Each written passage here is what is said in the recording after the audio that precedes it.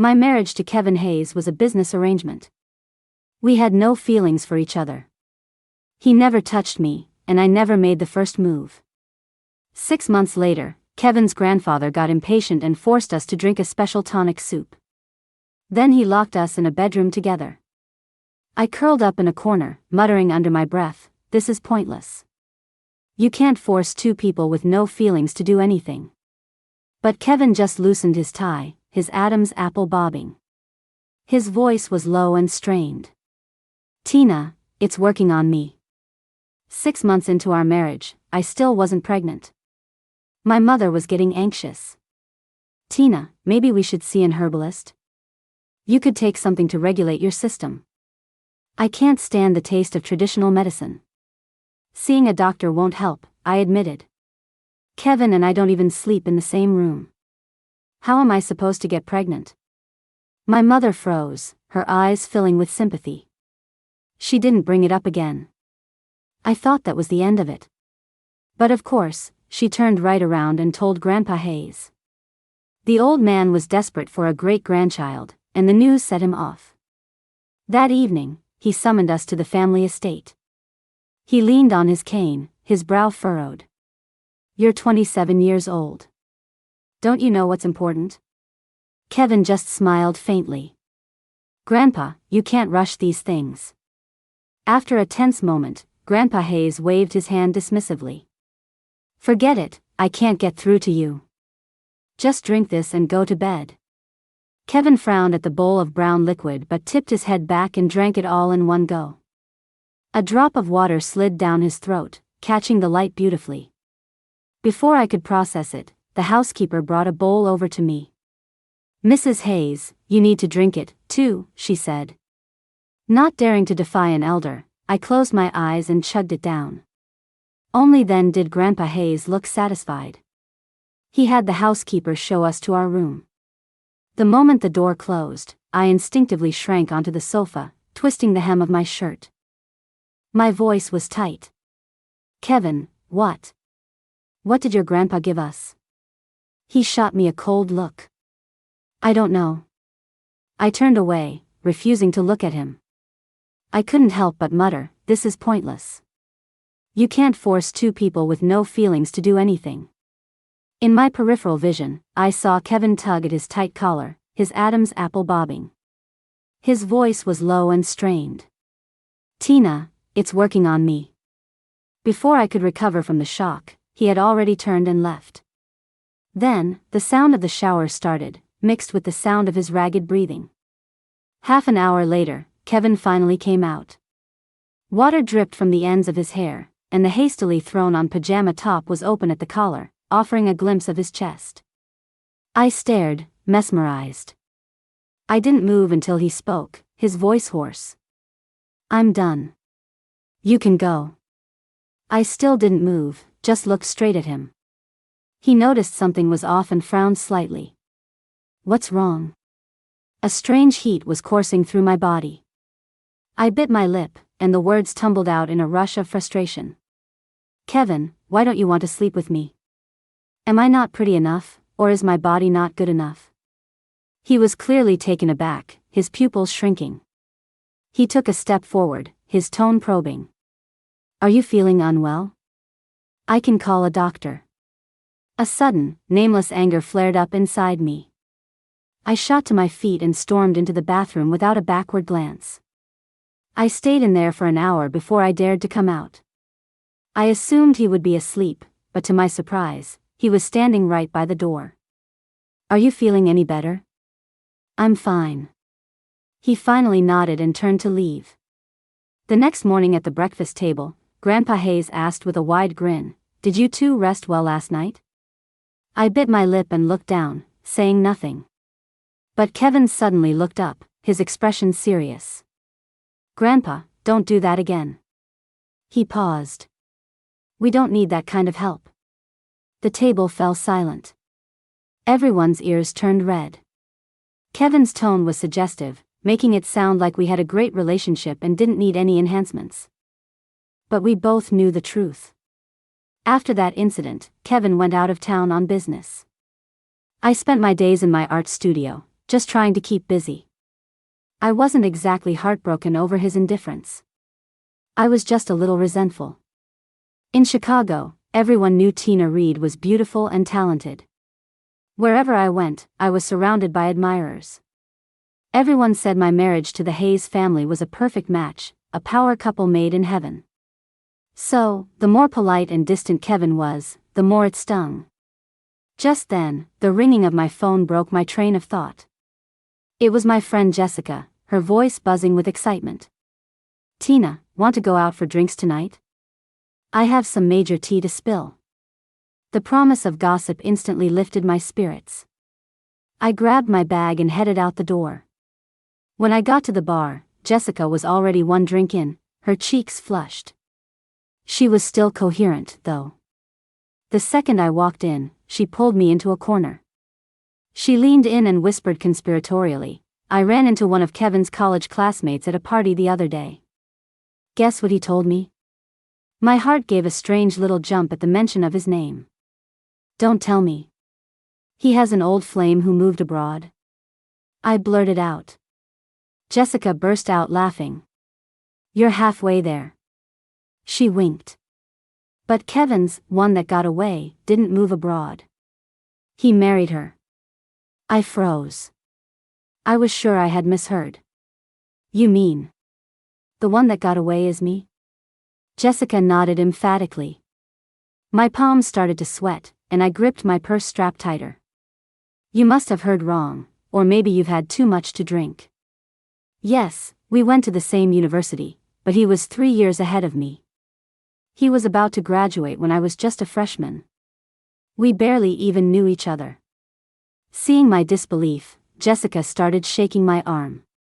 "Tina, you're my bestie, I'd never lie to you." She was so worked up. I had to confess, my voice low. "Kevin and I have been married for 6 months, and he's never touched me. Even when his grandpa gave him that tonic. He'd rather take care of it himself than be with me." Jessica's eyes went wide. She opened her mouth, but no words came out. Our conversation ended with her staring at me in complete shock. It was already 10 o'clock when I got home. I said I didn't believe it, but I curled up on the sofa, unable to stop thinking about what she'd said. But no matter how hard I tried, I couldn't find a single instance before our marriage where Kevin and I were anything but two parallel lines. Maybe it was the wine going to my head. Lost in thought, I drifted off to sleep on the sofa. When I woke up again, I was being lifted into a warm embrace. The sudden feeling of weightlessness startled me, and I instinctively pressed closer to the source of heat, seeking support. Just then, a familiar voice whispered in my ear, "Shoo, it's okay. I'm taking you to bed." In my drowsy state, I suddenly realized. It was Kevin. In an instant, I was wide awake. I scrambled out of his arms, stumbling back a step as my feet hit the floor. I could barely get the words out. "Why, you said you weren't coming back until Friday." Kevin stood where he was, his expression as calm and distant as ever. "Yeah, well, I finished my work early." He paused, then pulled a long, velvet box from his suit pocket and held it out to me. Puzzled, I opened it. Inside, a light blue gemstone bracelet lay nestled in the fabric. Before I could say anything, Kevin carefully took it out and leaned down to fasten it on my wrist. The cool metal slid against my skin. "How did you know I like this style?" I couldn't help but ask softly. He didn't stop what he was doing. "I've seen you draw it," he said calmly. It was 3 a.m, and the world was silent. I felt bewitched by the late hour and suddenly looked up at him. "Kevin, are you in love with me?" The moment the words left my lips, the fingers fastening the clasp on my wrist trembled. His breathing grew heavier. But in the end, he didn't answer my question. He just straightened up and tucked the covers around me. "It's late. Get some sleep." His voice was deep and even, betraying no emotion. With that, he turned and left the bedroom. I sank into the soft mattress and lifted my wrist. The blue gem shimmered in the darkness, reminding me of an autumn dusk before we were married. Back then, my father was considering both the Hayes and the Parker families for my marriage. He pushed 2 photos in front of me. Kevin Hayes is incredibly handsome, but he's too cold, he analyzed. Leo Parker is warmer, but his looks are average. From a business perspective, though. I didn't let him finish. I don't want to hear it, I cut in. I choose Kevin. My mother happened to walk in with a fruit platter. She heard me and smiled. See? I told you she's all about looks. My parents were business people who always put profits first, but they doted on me, their only daughter. Seeing my mind was made up, they didn't press the issue. But before my father could get in touch with the Parkers, Leo invited me out to dinner privately. I figured it was a good chance to clear the air, so I accepted. That night, I had just sat down at the restaurant, still trying to figure out what to say, when the door opened and Kevin walked in. It was a cool autumn evening, and he wore a black overcoat, his shoulders damp with a hint of rain. Leo was the first to react. I invited Miss Reed to dinner, he said, annoyed. What are you doing here, Mr. Hayes? Kevin glanced at him coolly but didn't respond. Instead, he walked straight to me, his calm gaze landing on my face. His tone, however, was firm. Tina, choose me. In the shadows where the light didn't reach, the hand hanging by his side was clenched into a tight fist, his palms slick with a thin layer of sweat. I looked at this man who had just barged in, acting like he was certain he would win me over. A playful impulse sparked within me. Why should I choose you? I asked. He finally sat down, his eyes locked on mine. Marry me, he said, enunciating each word, and I promise to be faithful to our marriage, and to you, for the rest of my life. As for being cold, it's better than being a nice guy to everyone. As he spoke, he slid a stack of photos across the table. I casually flipped through them. They were all intimate pictures of Leo with various models, each one more scandalous than the last. Leo's face went pale, and he scrambled to explain. But Kevin's gaze had already swept over the table, which was set for a multi-course fish dinner. She doesn't like fish, he pointed out. Leo froze, his mouth hanging open, speechless. While he was stunned, Kevin's warm hand closed around my wrist, and he naturally led me toward the door. Before I could even react, all I could hear was Leo's frantic voice behind us, interwoven with the sound of Kevin's steady footsteps as the door to the private room swung shut. In a daze, I found myself in the passenger seat of Kevin's Maybach. He drove slowly, and a cool breeze slipping through the window helped clear my head a bit. You certainly did your research on me, I mumbled. A small smile touched Kevin's lips. He didn't deny it. Looking at his flawless profile, I decided not to say anything more. I just asked softly, where are you taking me? There's a trendy new restaurant on the west side. He paused. I think you'll like it. And I did. But back then, I couldn't tell if what I liked was the exquisite food or the beautiful man sitting beside me. Even now, I'm still not sure. The memories receded like a gentle tide, and drowsiness finally washed over me. I rolled over and closed my eyes against the deepening night. The next morning, when I woke up, Kevin was still home. I bit into my sandwich, confused. You're not going to the office today? He was reading a book and didn't look up. Taking the day off, he replied. That's when I noticed he was wearing a light gray sweatsuit. He had shed the sharp, ruthless edge he has in the boardroom and seemed remarkably gentle. I rarely saw this side of Kevin. A cool breeze blew past. I suddenly remembered my thoughts from the night before. He had pursued me so intensely before the wedding I thought he must have liked me at least a little. But his cold distance over the past 6 months made me think he might have just been after the West Loop development my father controlled. So, I decided to ask him directly. How's the West Loop project between our families going? He finally looked up at the sound of my voice. His eyes were soft. Everything's going smoothly, he said. I looked down and took a sip of milk, murmuring a quiet, The project was a win-win. What did love matter, as long as the family benefited? Just as I pushed down the flicker of disappointment, Kevin suddenly leaned closer. His voice was quiet, with a hint of hesitation. Are you busy today? If you have time, would you like to take a walk in Lincoln Park? This was the first time since we got married that he had asked me out. My mind was a mess. Part of me wanted to say yes. After all, we had a long life ahead of us, and we should at least try to get closer. But another part felt that if this was all just for the project, there was no point in this forced intimacy. Before I could sort out my thoughts, Kevin naturally reached out and gently wiped the corner of my mouth with his thumb. You have some milk. His tone was casual, his gesture simple. But my heart skipped a beat. A few seconds later, I heard myself answer, okay. Just like when he had swept me away from my dinner with Leo, I once again found myself dazedly following him out the door. The water in the park was calm, and after walking for a while, my mind started to settle. We strolled side by side, making small talk.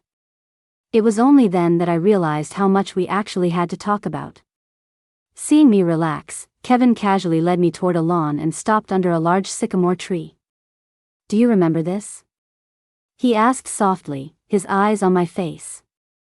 I looked at the tree, searching my memory. Kevin didn't rush me, he just waited quietly. Finally, I shook my head.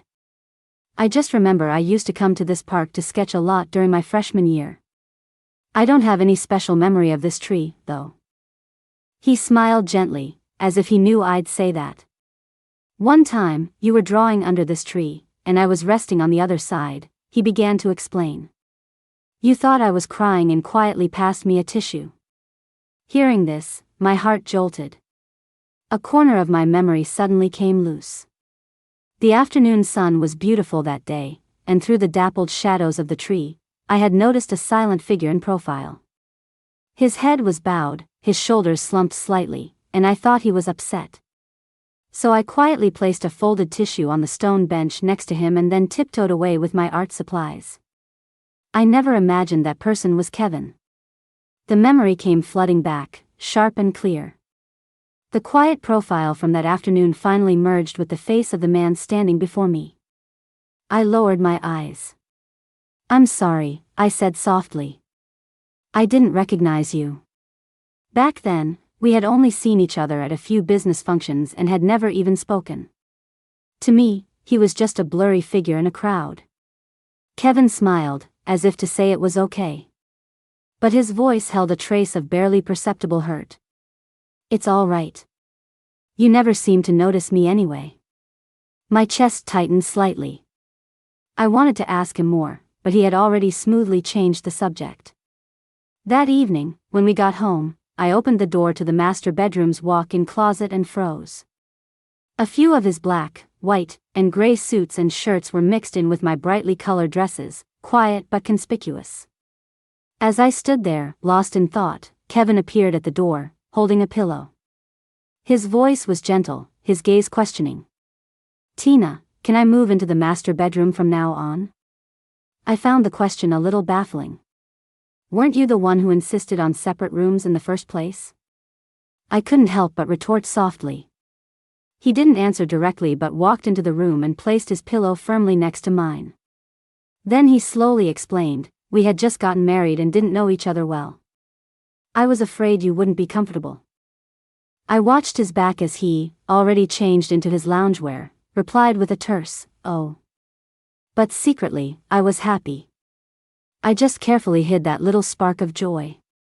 He didn't say anything more. Just before bed, he brought me a glass of warm milk and placed it gently in my hands. I took it, the warmth seeping from the glass into my palms. But I didn't drink it. I just lifted my eyes and stared at him. Kevin had changed into a black silk pajama top with a deep V-neck that outlined his broad shoulders and narrow waist, looking strangely captivating in the warm light. He was my husband, and 6 months into our marriage, I still hadn't had a taste. I couldn't sleep. An idea struck me, and I softened my voice. Honey. I cooed. His body tensed slightly, his gaze fixed on my face. Meeting his eyes, I gently pushed the glass toward him. Will you feed it to me? A blush crept up his ears, but he sat down as I asked, took the glass, and carefully brought it to my lips. I took small sips, and his eyes rested on my eyelashes, quiet and focused. When I finished the last drop, he reached up and ruffled my hair. His voice was low and tender. "Good girl. When you get praised, you can't help but push your luck." So I leaned forward, straddling his lap and wrapping my arms around his neck. My voice was a soft murmur against his ear. "So, do I get a reward?" His breath hitched. He instinctively reached for his pocket, as if to pull out another credit card. I knew that move all too well. I quickly grabbed his hand, tilted my face up to his, and let my breath brush against his warm skin. "This is the kind of reward I want." Before I could finish, the last bit of restraint in his eyes shattered. Kevin swooped down and kissed me, with a repressed urgency, like a traveler in the desert finally finding an oasis. Our breaths mingled until both our faces were flushed. He pulled back slightly, panting to catch his breath. A moment later, he buried his face in my shoulder, his voice muffled. "There's a business dinner tomorrow night. Will you come with me?" I was dizzy from his kiss and couldn't have said no if I tried. I just melted into his arms and let out a soft in agreement. The next evening, he came home early to pick me up. He personally took me to get my hair and makeup done, then walked into the banquet hall with his arm linked through mine. I thought it was just an ordinary business dinner where I'd have to mingle with a few important clients. I never expected that this glamorous event was actually an ambush set up just for me. The hosts of the dinner party were the Bell family. And the Bell's youngest son, Ben, was my first love. We were college classmates, around the same age, from similar family backgrounds. Our relationship was once the talk of Chicago, known by everyone. Eventually, we broke up peacefully because our personalities were just too different. After graduation, I started working at my family's company while he went abroad for his graduate studies. We hadn't been in contact since. He had only just returned from overseas a short while ago. Friends in our circle had been telling me the news, but I treated it like any other old gossip and paid it no mind. I didn't expect to run into him so soon. Ben stood in the middle of the ballroom, dressed in a tailored gray suit. The boyish look he'd had in college was gone, replaced by a more mature, composed air. I instinctively tightened my grip on Kevin's arm. "Are you planning to partner with the Bell family?" I asked softly. He turned to look at me, his gaze calm. "Not at the moment." I was about to ask more when a business associate approached with a glass of champagne. They started talking business, so I knew I should step away. I gently let go of his arm. "I'm going to go sit over there for a bit." As it happened, I saw Jessica in a corner. Kevin gave a slight nod, his eyes lingering on my face for a second. "Okay," he said warmly. "Don't go too far." I nodded and walked toward Jessica. She had already seen me and pulled me down beside her. She lowered her voice, but couldn't hide her excitement. "Tina, did you see your first love? Ben is way hotter now than he was in college." I shot her an amused look. "You interested? I can give you his number." She immediately gave me a light punch. "Get lost. Friends' exes are off limits." After horsing around, she leaned in, her tone becoming serious. "Seriously, though, do you still have feelings for him? You used to complain about how cold Kevin is. Now that Ben's back, if you want to have an affair, I can help you cover for it." The ballroom was noisy, and she forgot to keep her voice down. And that last sentence landed squarely in the ears of Kevin, who had just walked over. Kevin's expression didn't change. He was holding a small plate of exquisite pastries. Jessica instantly fell silent, nervously squeezing my hand. But he acted as if he hadn't heard a thing, calmly placing the plate in front of me. "You haven't eaten much tonight. Have a little something. I have a few more things to discuss, so you two chat. I'll come get you when I'm done." I nodded without saying a word. Once he was out of earshot, Jessica leaned in frantically. Oh my God, oh my God. Did he hear that?" Is he going to fight with you when you get home? I shook my head, my gaze falling on the pastries, which I made no move to touch. Instead, I picked up a glass of champagne and took a sip. My voice was low. He won't. He doesn't care about things like that. Jessica could tell I was in a low mood and tried to change the subject. We chatted idly. At some point, Ben quietly sat down in the empty seat next to me. When I noticed him, he gave me a somewhat strained smile. I collected myself and spoke softly. Long time no see. He looked into my eyes and said quietly, "Congratulations on your marriage." Jessica, sitting beside us, sensed the awkwardness. She quickly jumped in with a laugh to break the tension. "Oh, she's been married for 6 months already, so she's not exactly a newlywed. Mr. Bell, if you had come back sooner, you could have come to the wedding." Ben looked down, a self-deprecating smile on his lips. "You're right. I came back too late," he said softly. For a moment, the air felt frozen. I was about to pull Jessica up to leave when Ben spoke first. "Kevin. Is he good to you?" I thought about it seriously. For the past 6 months, although he had always been polite and distant, he had never once scrimped on my expenses or comfort. That level of thoughtfulness was even greater than my own father's. So I nodded and replied quietly, "He's very good to me." Ben's brow furrowed, and a bitter smile touched his lips. "So, I guess I really don't have a chance, do I?" Seeing him like this made me feel a bit bad, so I softened my tone. "Ben, we broke up a long time ago. I've moved on." In truth, I had moved on the moment I ended things with him. When two people aren't right for each other, no amount of affection can survive the endless arguments. Ben wasn't the type to press the issue. Seeing my firm stance, he smoothly changed the subject and started telling funny stories about his time studying abroad. The atmosphere gradually relaxed. Jessica was laughing her head off, and I couldn't help but laugh along. Before we knew it, half an hour had passed. When Kevin came back, he found us deep in cheerful conversation. His face was unreadable. He just walked over and called to me softly, "Tina, it's time to go home." I grabbed my bag, said goodbye to Jessica and Ben, and followed him out. He was calm the entire way, and I even started to think that maybe he didn't care about my past with Ben. It wasn't until we were in the car that I realized something was wrong. The air around him was heavy and cold.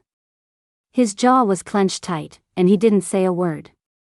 The driver glanced at him nervously in the rearview mirror. "Home, Mr. Hayes?" he asked quietly. Kevin's eyes were closed, his fingers laced together so tightly it looked like he was trying to restrain himself. After a long moment, he finally managed a quiet, "Yes." I had rarely seen him like this. In all our time together, he had always been calm and composed. I guessed that maybe a business deal had gone sour. Since he didn't bring it up, I stayed silent. It wasn't until the black Maybach had smoothly merged into the night that he suddenly spoke. "You look like you were having a good time tonight." I didn't quite understand what he meant. "But you don't seem very happy," I replied. "Did business not go well?" Kevin finally opened his eyes. Those usually calm, almond-shaped eyes stared deeply at me. His voice was hoarse. "My wife's old flame is back in town. Am I supposed to be happy about that?" His question caught me off guard, and a wave of indignation rose in me. "You're the one who brought me to this party. Are you telling me you didn't know Ben would be there? Besides, you knew all about him and me before we even got married." Before I could finish, he leaned forward and pressed a button. A black partition slowly rose, sealing the back seat into a private space. I instinctively shrank back. "We're still on the road. Don't do anything crazy." But he moved even closer, his dark eyes shimmering with moisture. His voice trembled slightly. "Honey, can you please stop loving him?" It was only in that moment that I finally understood. Kevin was jealous. My heart skipped a beat. I could barely think. My fingers unconsciously threaded through his cool hair. My voice was soft. I stopped loving him a long time ago. The moment the words were out, the moisture in his eyes was replaced by something else. It was hot and urgent, like the out-of-control kiss from the other night. His Adam's apple bobbed. His voice was husky. So, do you like me? My heart was pounding, and my cheeks were burning. He looked at my flushed ears and let out a soft laugh. It felt like a feather tickling my heart. I turned my face away, slightly annoyed. No. Kevin wasn't bothered. A faint smile spread across his face and lingered there. Half an hour later, we were home. In the entryway, I kicked off my painful high heels. The second my toes touched the floor, he lifted me up and set me gently on the shoe cabinet. His hands gripped my waist as his warm lips pressed against mine, moving slowly, deliberately. I couldn't take the teasing and took the initiative, wrapping my arms around his neck. But he pulled back slightly, a dark current swirling in his eyes. Did you kiss him like this? I ignored his sudden jealousy and leaned in to give his lip a playful bite. Kevin's breath hitched, and this time, he left no room for escape, kissing me deeply. The kiss was fierce and urgent, with an undeniable force that stole my breath away. In the brief moments we came up for air, he was relentless, his lips brushing against mine as he whispered. Who's a better kisser? Me or him? I tried to turn away, but he gently cupped my face.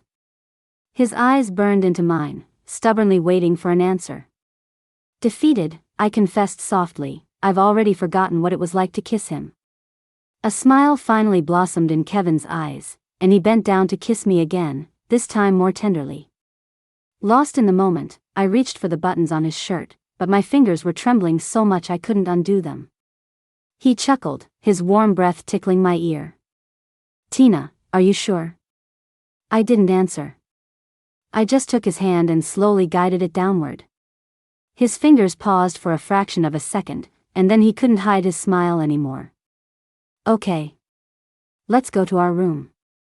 Kevin swept me into his arms, and I clung to him like a koala as he walked steadily toward the bedroom. The moment I sank into the soft mattress, his warm chest was pressing down on me. His hot breath ghosted over my ear. His voice was raspy. Looks like we don't need that tonic after all. The memory of that night came flooding back, and my face burned even hotter.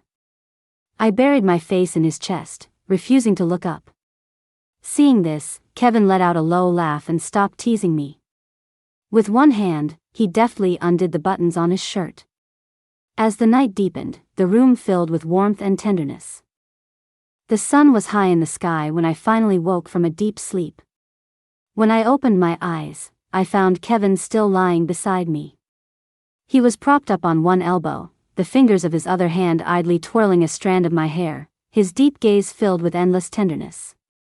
My eyes accidentally swept over his bare shoulder, and the sight of several clear, red marks made my cheeks flush. I instinctively tried to pull the covers over my head.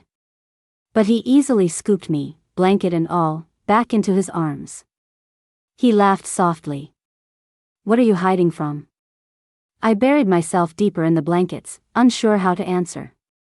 After a moment, Kevin spoke again, his voice raspy with sleep. Are you hungry? I ordered from your favorite private kitchen. As if on cue, my stomach let out a loud grumble. I couldn't stay in bed any longer. I wrapped the blanket around myself and sat up, planning to go wash up. When I walked into the bathroom, I stopped in my tracks. Toothpaste was already squeezed onto my toothbrush, and even the rinsing cup was filled with warm water. This silent gesture of care felt like a warm current washing over my heart, chasing away the last vestiges of sleep. Just then, Kevin's voice came from the doorway. No rush. I'll wait for you outside. With my mouth full of toothpaste foam, I could only nod at him. 10 minutes later, when I walked into the dining room, I found the entire table covered with an array of takeout containers. A closer look revealed they were all my favorite dishes. Starving, I forgot all about my image, sat down, and started to dig in. Once I was about halfway full, my curiosity got the better of me. I picked up a piece of sweet and sour pork and couldn't help but ask, "There's something I've been wondering. The private investigators you hire, can they really find out everything, right down to what someone likes to eat?" Kevin was in the middle of ladling out a bowl of soup. He paused. He didn't answer right away, just placed the bowl gently in front of me. Then he looked up, his gaze complicated. There was helplessness in his eyes, tenderness, and a hidden trace of bitterness that was hard to pinpoint. He sighed, his tone tinged with self-deprecation. "Tina, do you still think I learned all this about you from a private investigator?" I looked down guiltily and sipped my soup. My voice grew quieter. "Well, when I asked if you had a crush on me before, you didn't exactly admit it." Kevin frowned slightly and fell silent. I wasn't satisfied and pressed on. "You pursued me so aggressively before the wedding. I thought you liked me. But why were you so cold after we got married?" At my question, he took a deep breath. His eyes dropped. "I'm sorry. I was just afraid that if I moved too fast, you'd hate me even more." I picked up a piece of pork. "When did I ever say I hated you?" I asked casually. The words had barely left my mouth when I froze. A long-buried memory surfaced with sudden, stark clarity. It was June of my freshman year. The university was holding its graduation ceremony. Since most of the upperclassmen had already left campus, we freshmen were asked to attend to fill the seats. Kevin, as the outstanding graduate representative, was giving a speech on stage. It was a sweltering June afternoon. He spoke slowly and deliberately for a full 20 minutes. A group of girls next to us were jostling for position, trying to get closer to him. The sun was making me irritable. "I really don't see what's so great about him," I complained to Jessica. "Is he really hotter than a movie star?" My comment was overheard by one of Kevin's fangirls. She didn't say anything at the time. But that evening, she found me. Jessica and I were in the cafeteria, eating and watching a show on my tablet, in perfectly good moods. The girls suddenly came over, pointed at my screen, and said, "I really don't see what's so great about it. Is it really better than Kevin?" After her little speech, she flounced off. But I was so angry I couldn't even eat. Jessica tried to calm me down. "Don't be mad, don't be mad. Everyone has different tastes." I decided to just leave with my tablet.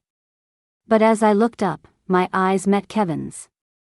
He was standing in the light of the cafeteria entrance, looking like he'd just come from a function, his suit jacket slung casually over his arm. When he saw me, he paused and gave me a slight nod. He was working on a project with my father at the time, so I assumed the gesture was just out of politeness. But I was still fuming. I pretended not to see him and dragged Jessica right past him. In the moment we brushed past each other, I couldn't stop myself from muttering to Jessica, "I really hate him." A breeze swept by, and Kevin flinched slightly, but I paid it no mind. I had no idea he'd remember those angry words for so many years. Remembering this, I hastily put down my chopsticks. "I'm so sorry. It was because of that girl." I rambled, trying to explain the misunderstanding. After hearing me out, Kevin stared for a moment, then let out a long, slow breath. His eyes softened. "So that's what happened." My heart melted a little. But a new question arose. But I was still really rude back then. "By all rights, you should have hated me." He shook his head gently, his calm gaze fixed on me. "When you love someone and she hates you, all you can do is keep trying to figure out what's wrong with you." When he said that, my heart skipped a beat. Kevin had finally admitted, in his own words, that he loved me. Love has a way of sneaking up on you and then taking hold completely. I propped my chin on my hand, overcome with curiosity. "So, when did you start liking me?" Kevin pulled me onto the sofa, seeming to think for a moment. "I can't remember the exact time. I just remember. It was sometime in the fall. It was autumn now, too." He let out a low laugh. "Why don't you ask me why I like you?"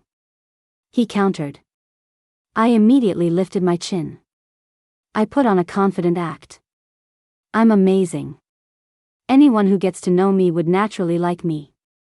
Kevin didn't argue, the smile in his eyes only deepening. But I reached out and gently cupped his face, looking deep into his eyes. Actually, that's an answer I'd like to spend the rest of our lives figuring out. The moment I finished, Kevin's eyes reddened slightly, shimmering with moisture. It was the profound emotion of a long-held wish finally being answered. He took a deep breath, trying to calm the storm of feelings inside him, and gently took my hand. Are you full? I nodded, waiting quietly for him to continue. Then let's go out. He stood up, his eyes shining with a gentle light. I was a little confused. Go out for what? He leaned down and gave me a light peck on the lips, his voice filled with a smile he couldn't hide. To go on a date. It was autumn once again. The sweet aroma of roasted chestnuts drifted from the street corner, carried on the cool breeze. He naturally took my hand, his palm dry and warm. We walked slowly down a small path covered in fallen leaves, neither of us speaking. In that moment, I suddenly felt that maybe our love story was always destined to take root in this season, sprouting long ago only to ripen gently with each passing autumn.